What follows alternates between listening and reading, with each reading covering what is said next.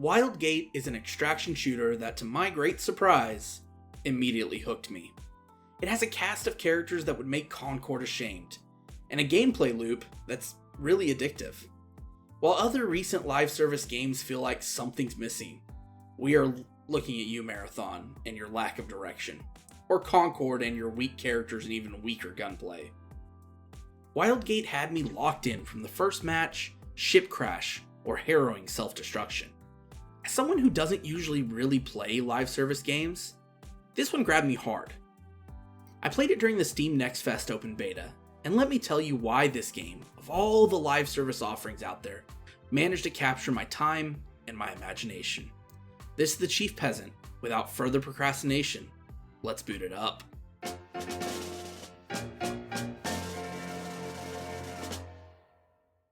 This game is developed by ex-Blizzard co-founder Mike Morhaime. Wildgate carries the DNA of Blizzard's golden age. Think colorful art direction, tightly polished gameplay, and quirky TV show style match setups. But unlike Blizzard's recent output, Wildgate feels like it genuinely cares about the player experience. It's polished, it's responsive, and it's confident in its identity. So what actually happens in a match? You drop into the Reach, this loot-strewn graveyard of derelict ships and sci-fi type debris, and you do it all in a squad of 4, each team piloting their own ship. You scavenge, fight AI threats, and battle other teams while maintaining your ship's systems. Hull breaches, oxygen leaks, and electrical fires can all occur mid-match, and must be repaired on the fly. The goal? Retrieve the artifact and escape through the Wildgate. But here's the twist. Once someone grabs the artifact, their location is revealed to everyone else on the map. And cue the chaos. The remaining teams converge in a final desperate showdown. I only escaped with the artifact twice during my time with Wildgate, and both times it was a heart-pounding, edge-of-your-seat madness. Victory feels euphoric, and when you lose, you can analyze every decision, every moment, and then you queue up again, chasing that next win, and there's real depth here too. The weapons that you can use all feel unique, and there's some really fun ones. You can find ship upgrades everywhere in the world, and they really do some unique things, like quad cannons that can really boost your attack, or alarms that can tell you when someone's on your ship. All of the characters have unique, distinct movement abilities and passives.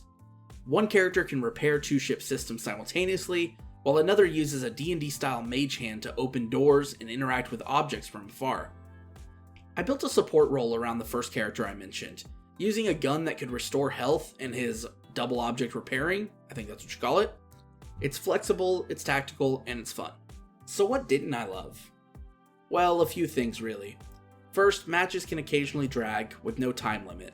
If teams avoid each other or stall on the artifact, things really start to slow down. Also, ship health balance is off. Late game ships with 140 hit points easily outgun starter ships at their 80 hit points. It doesn't feel fair. More biome variety would also be nice to help the maps feel fresher. And I'd love to see a penalty for players who drop mid-match, or better yet, a way to backfill. That said, these are minor gripes. In a game that absolutely delivers, as someone who rarely touches live service titles and tends to fly solo, Wildgate still feels like a day one pickup. Whether I'll sink dozens of hours into it is unclear, but for players who thrive on that live service grind, this one might be your next obsession. It's innovative, it's fun, and it's polished as hell.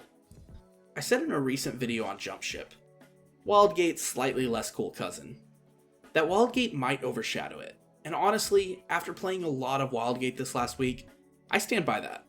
Jumpship has a lot of potential, but I think Wildgate will dominate in popularity, player base, and a whole lot of other areas.